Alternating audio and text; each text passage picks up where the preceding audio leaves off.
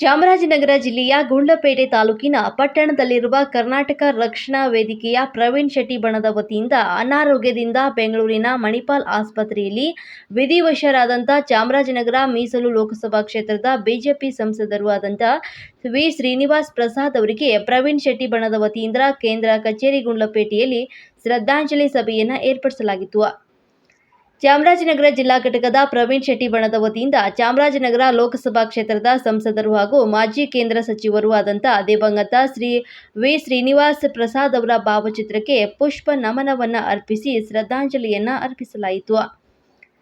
ಶ್ರದ್ಧಾಂಜಲಿ ಸಲ್ಲಿಸಿದ ನಂತರ ಮಾತನಾಡಿದ ಕರ್ನಾಟಕ ರಕ್ಷಣಾ ವೇದಿಕೆಯ ಪ್ರವೀಣ್ ಶೆಟ್ಟಿ ಬಣದ ಜಿಲ್ಲಾಧ್ಯಕ್ಷರಾದಂಥ ಆರ್ ಮೋಹನ್ ರವರು ಮಾತನಾಡಿ, ದಿವಂಗತ ವಿ ಶ್ರೀನಿವಾಸ್ ಪ್ರಸಾದ್ ಅವರು ಒಬ್ಬ ಸರಳ ಸಜ್ಜನಿಕೆಯ ಹಿರಿಯ ಮುತ್ಸದ್ದಿ ರಾಜಕಾರಣಿಯಾಗಿದ್ದರು. ಇವರು ಕೇಂದ್ರ ಸಚಿವರಿದ್ದಾಗ ಹಾಗೂ ಲೋಕಸಭಾ ಕ್ಷೇತ್ರದ ಸಂಸದರಾಗಿದ್ದಾಗ ಮತ್ತು ರಾಜ್ಯದ ಕಂದಾಯ ಸಚಿವರಾಗಿದ್ದ ಸಂದರ್ಭದಲ್ಲಿ ಕೇಂದ್ರಕ್ಕೆ ಹಾಗೂ ರಾಜ್ಯಕ್ಕೆ ಮತ್ತು ಜಿಲ್ಲೆಗೆ ಅಪಾರವಾದಂಥ ಕೊಡುಗೆಗಳನ್ನು ಕೊಟ್ಟಿದ್ದಾರೆ.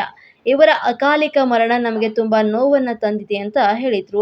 ಆ ದೇವರವರ ಆತ್ಮಕ್ಕೆ ಚಿರಶಾಂತಿ ದೊರಕಿಸಿಕೊಡಲಿ ಹಾಗೂ ಅವರ ದುಃಖ ತಮ್ಮ ಕುಟುಂಬಸ್ಥರಾದ ಪತ್ನಿ, ಅಳಿಯಂದಿರು, ಮಕ್ಕಳಿಗೂ ದೇವರು ದುಃಖ ಭರಿಸುವಂತ ಶಕ್ತಿ ನೀಡಲಿ ಅಂತ ತಿಳಿಸಿದರು.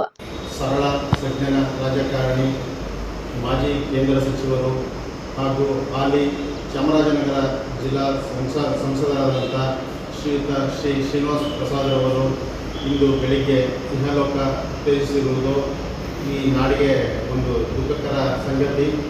ಭಾಳಷ್ಟು ವರ್ಷಗಳ ಕಾಲ ಎಲ್ಲ ಸ್ನೇಹಜೀವಿಯಾಗಿ ಈ ಚಾಮರಾಜನಗರ ಜಿಲ್ಲೆ ಹಾಗೂ ಮೈಸೂರು ಜಿಲ್ಲೆಗಳ ಒಂದು ದಲಿತ ಮುಖಂಡರು ಹಾಗೂ ಎಲ್ಲ ವರ್ಗದ ಜನರ ಪ್ರೀತಿ ಪಾತ್ರರಾಗಿರ್ತಕ್ಕಂಥ ನಮ್ಮ ಸಂಸದರು ಇಂದು ನಮ್ಮನ್ನೆಲ್ಲ ಅಗಲಿದ್ದಾರೆ.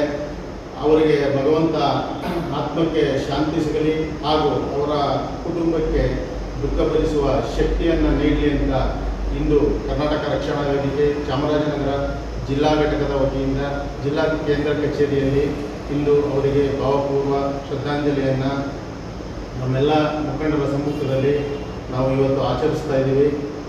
ಜೈ ಹಿಂದ್, ಜೈ ಕರ್ನಾಟಕ.